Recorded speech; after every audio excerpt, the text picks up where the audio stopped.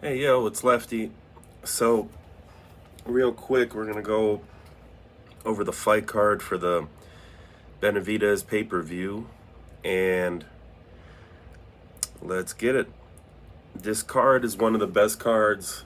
It's probably going to end up being one of the best cards of the year, straight up and down.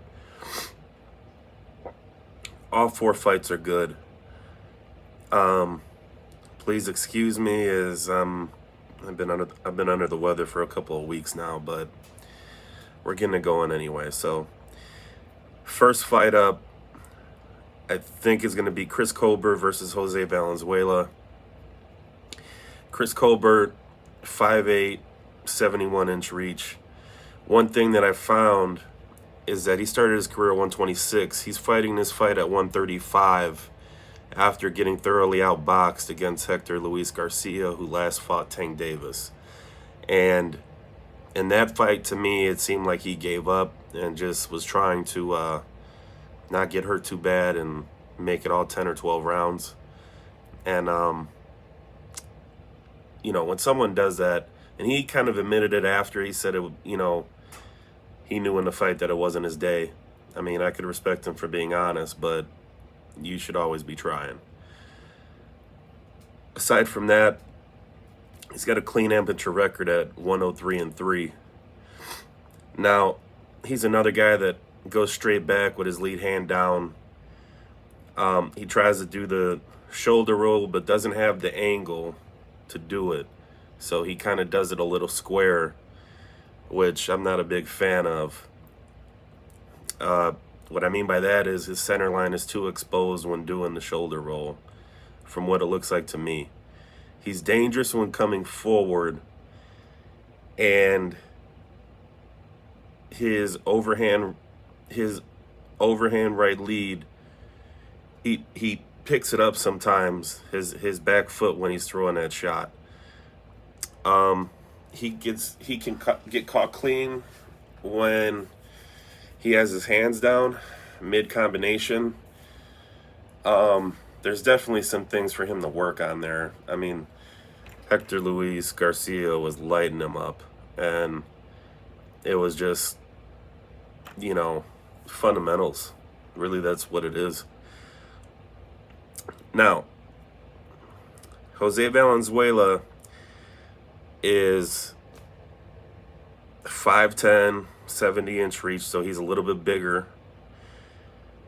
I want to say he's also a southpaw.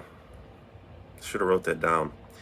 But he has sparred with Teofimo Lopez, so we know that he's getting quality sparring. He's been at 135 his whole career. He needs to be more patient with the jab, come behind it. He's got to win the front foot battle when he's facing a southpaw. He's got the same kind of dimensions. I mean, he's only 2 inches taller. I don't know how much that's going to show up on fight night. Valenzuela's lone loss, he's 12-1. Chris Colbert is 16-1. But Valenzuela's lone loss is against a guy that's totally different from Colbert. Edwin Los Santos, I think they fought on Showbox. And he got knocked out in the third or fourth round. That was a war. And that was just not a fight that I don't think Colbert is going to try to fight. So Valenzuela is going to be the bully in there. And Chris Colbert's going to have to prove that he could win a fight going backwards, because I think that Valenzuela is going to hit a little bit too hard for Colbert to feel comfortable. And so there's going to be times when Valenzuela is going to be able to win that front foot battle, push him back, and see where Chris Colbert is in his career, that he's going to be able to fight going backwards. I think that's a real thing.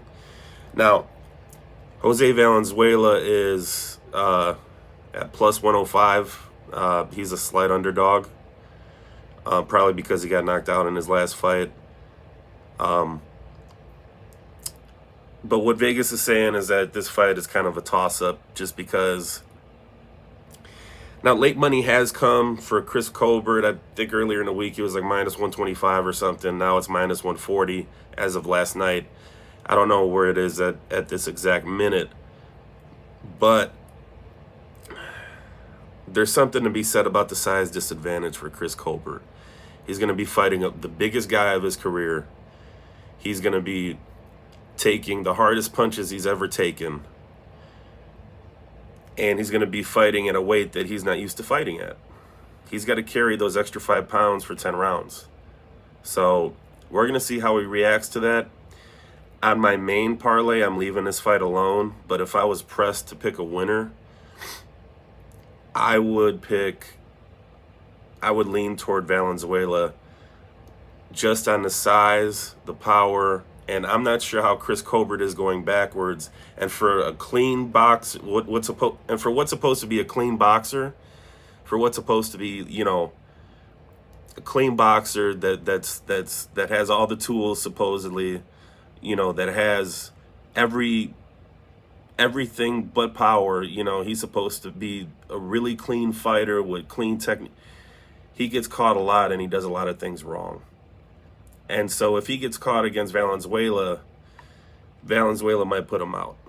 So we'll see what happens, but that's not going to be on my main parlay. That fight's too close, and I want to get like a bankroll builder first, before I start taking a lot of risk. But I do have some other stuff that I've sprinkled on that's going to include this fight. But all in all, I just want to see it. So let's go on to the next fight. This is going to be Abel Ramos against Cody Crowley. Abel Ramos has a brother that's fighting in the co-main, I believe, on this card. Abel Ramos is the older brother. He's 27, 5-2, 5'9", 69-inch reach. Crowley's coming in as the undefeated, the undefeated A-side in this case. And he actually sparred with Floyd Mayweather when Mayweather was getting ready for Conor McGregor. So I believe that, anytime you're going to spar with Mayweather, you're going to pick up things that you could apply the rest of your career. And if he spent any time in that gym other than sparring, that's a good thing for him. One thing I picked up on, well, he's a southpaw. He's 30 years old. So he's only a year younger than Ramos, but Ramos has kind of had to learn on the job. And when Crowley throws his backhand, when he throws his left, because he's a southpaw, that right hand is down sometimes. And his high guard is not being used. Like, he uses it coming forward, but then when he's inside, sometimes he drops that high guard, which I don't agree with. However, that was like 2 fights ago. In his last fight, I thought he was more disciplined. And he did something that interested me. When he fought an orthodox fighter, which I believe this is the case in Abel Ramos, he threw his backhand when he had the front foot position 1, right? When he had his front foot on the outside of the other guy's front foot, he threw that left hand because it's available. What a lot of people don't do, and this is why a lot of orthodox fighters, they don't throw their jabs against southpaws, and it kind of hurts them, and that's why they hate fighting southpaws. However, one thing that Miguel Cotto did against Sergio Martinez was when Cotto's front foot was inside and kind of out of position against Sergio Martinez's front foot, when that front foot was inside, you really don't have the angle to land your power shot, but you have the angle to land your jab because it's a straight shot. You're going to see it tonight. And that's what Crowley does. When his front foot is inside the orthodox fighter's front foot, there's an angle for that jab, and he uses that. So he's able to stay active when the other guy either has to flurry or doesn't use his jab. And so he's able to fight where he wants to and throw the shots where he wants to based on where his feet are. And he's got a nice right hook counter that goes along with that left hand when his feet are on when his front foot is on the outside of the other guy's front foot. So he can kind of throw that check hook counter and then pivot out. So that's what I'm going to look for. It's either going to be a straight left hand that's going to win him the fight, or a check right hook. And it's either going to win him the fight where he puts Ramos down, or that combination is going to be used for him to win a decision. Right now, Vegas is favoring him to win a decision. And I think he's like minus 800 right now. So he's going on the parlay for us. It's kind of chalky for me, but, you know, it's a bankroll builder. So we'll take, I'm not going to say for sure money, but we'll take favored money when we can get it. Abel Ramos likes to back straight back when he's backing up. So he doesn't really angle off until a couple shuffles deep. He doesn't really pivot. He squares up when he's throwing power shots. When he was fighting Ugas, he tried to counter the counter puncher. So he tried to counter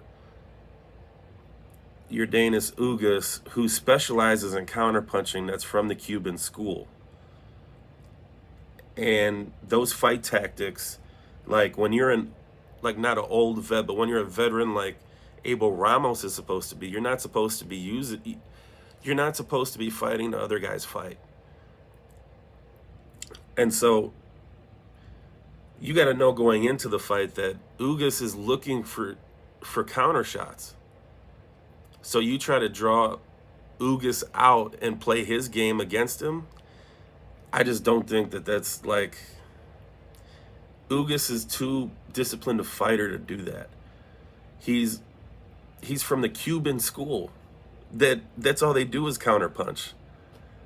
And so, like, you should be attacking him, using that against him, and trying to get your punches off. Instead, you threw 25 punches around, waiting for the other guy to make a mistake, which he's not going to make, and then he beats you up because you can't counter him, but he counters off your counter. That's what happened that fight. Now, against Perella, he's squaring up when throwing power shots. He lost on a last-second stoppage versus Perella in that fight.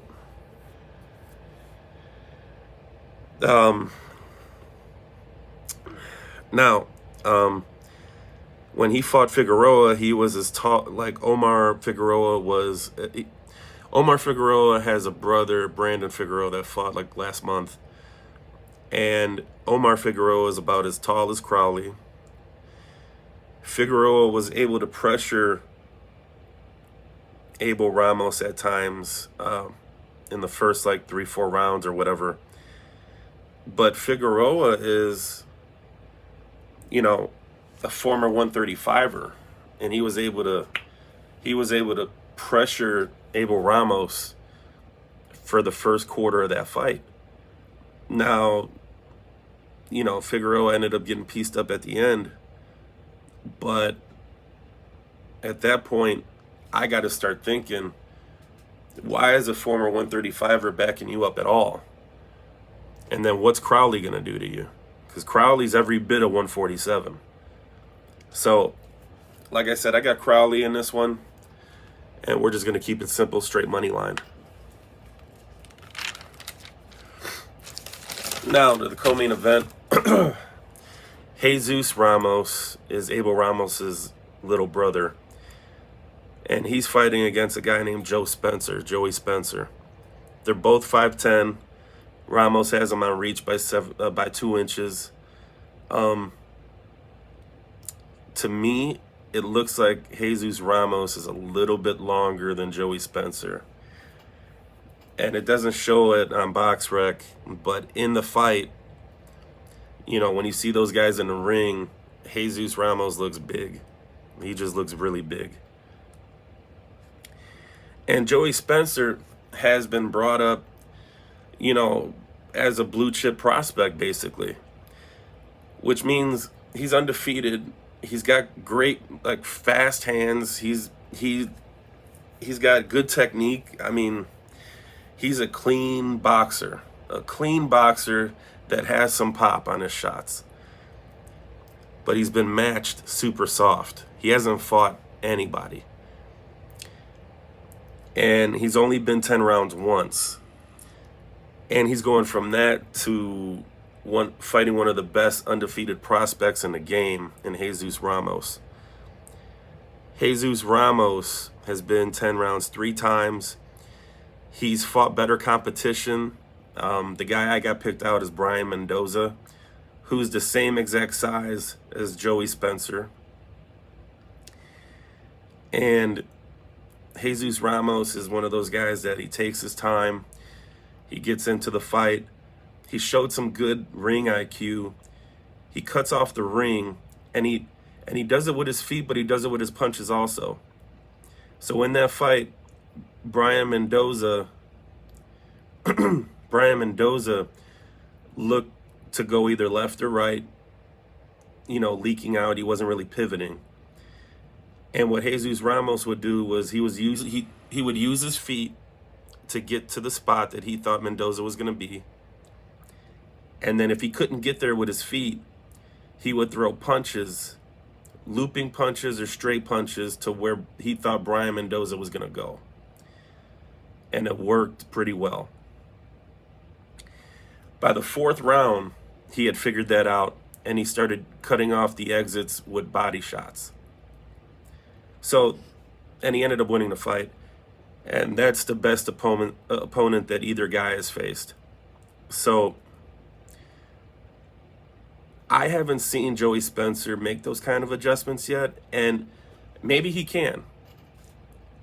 But the key point is that he hasn't needed to make adjustments to his, plan A, because no fighter he's fought has been good enough to make him adjust to plan B.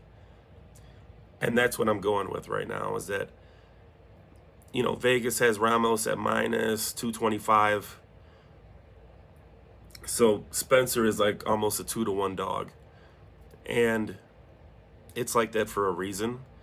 And the reason is Ramos is the bigger guy. He's fought the better competition.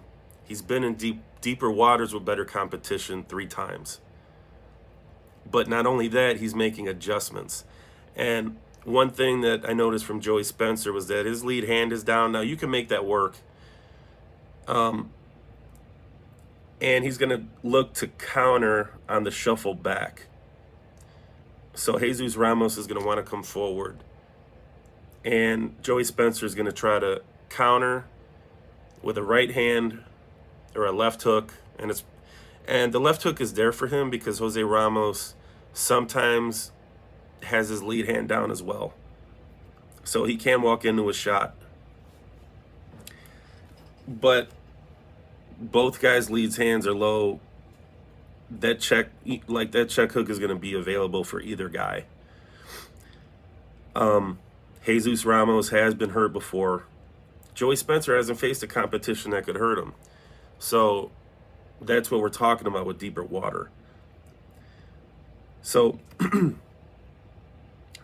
I would look for, check hooks from either guy. But I think Jesus Ramos has been in this position before. This guy might be the best fighter he's ever fought, but Brian Mendoza is pretty good too.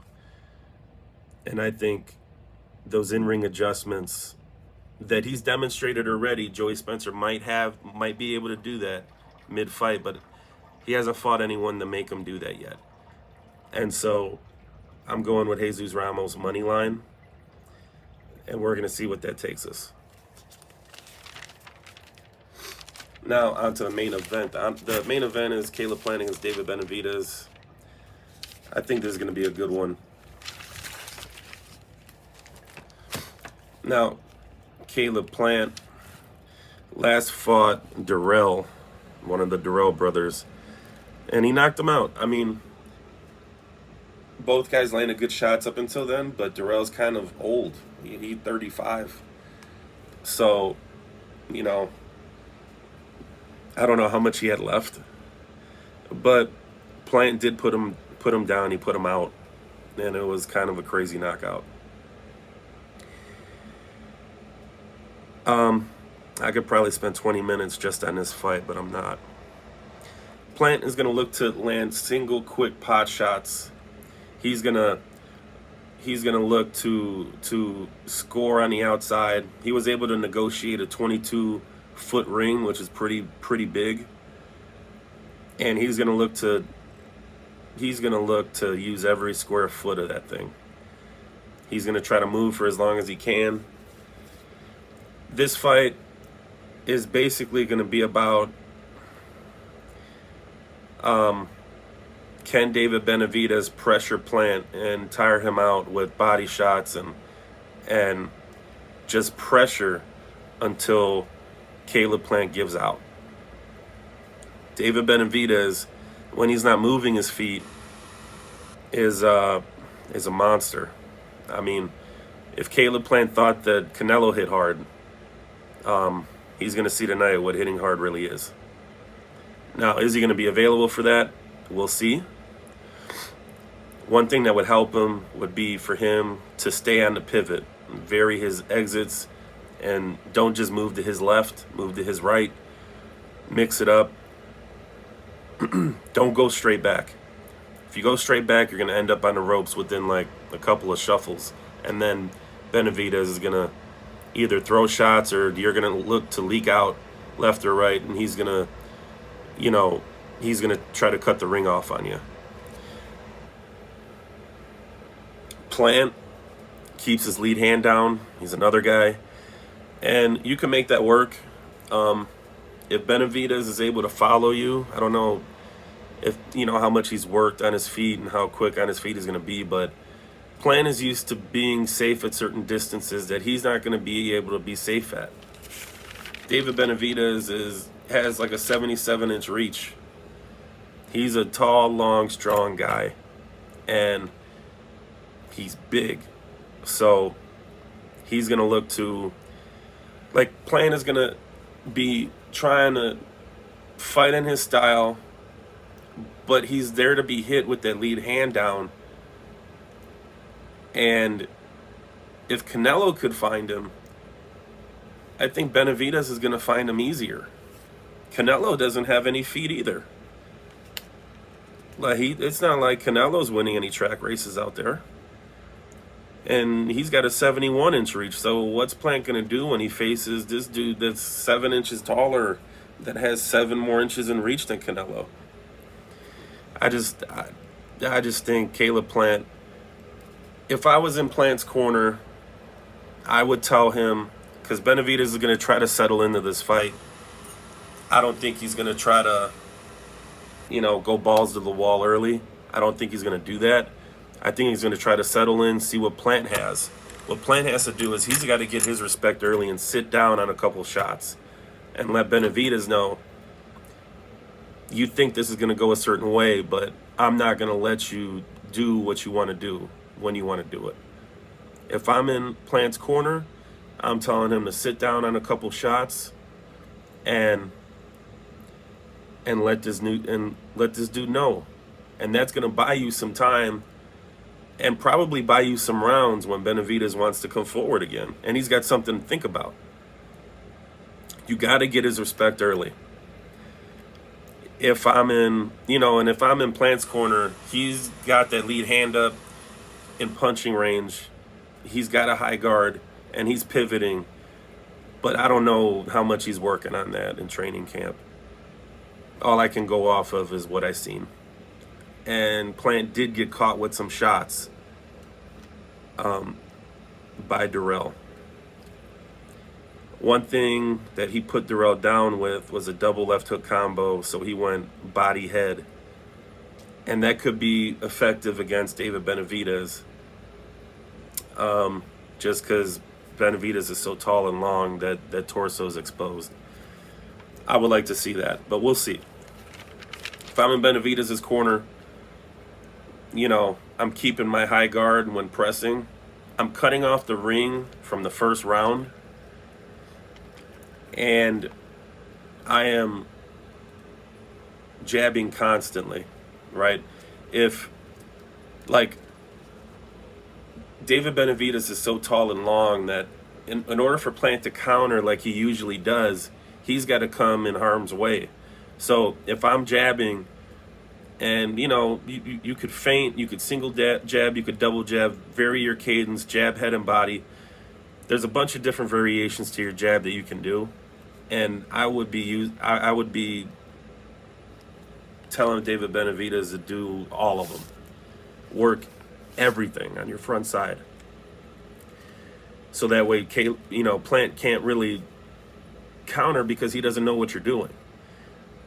However, using your jab like that, you're going to be able to set some traps, and you're going to be able to counter what Plant is trying to do. So you're going to be able to counter the counter puncher by using your jab. And in order for Plant to counter your jab when he's a smaller guy, he's got to come in on you. And then when he does, that's when you're going to be able to get off on him, because he's going to be he's going to put himself at risk to make you stop jabbing. He's going to try to take away your jab. So counter him when he's countering you off your jab. That's what I would be doing. And then every opportunity I get when I'm in close range to him, because even though Benavidez is the taller guy, he's probably the better inside fighter. And for sure, he's got better hand. I think the hand speed is comparable, but David Benavidez has fast hands that you're not expecting, and he throws bombs. So I don't think Caleb Plant's going to be trying to, go inside on him. But if he does, if I'm Benavidez, I focus on the body the whole fight, and that's where I'm at with that. I got Benavidez. Stoppage late, 10 through 12 maybe, or a decision. What I'm going with right now on the channel as a bankroll builder is Benavidez money line, Jesus Ramos money line, Crowley money line. I've got some other stuff working, and I'll update you on that, but as far as what I'm going to risk for my record on the channel, because right now we're like 4.5x on my initial investment in DraftKings right now, so we're doing pretty good. We're almost at 5x. We're going to try to get into 5x, 6x, 7x with some smaller sprinkles that I made that are really situational, but I'll keep you updated. But hey, have a good night of fights. I think this is going to be a good card. Enjoy yourself. Stay safe. Peace.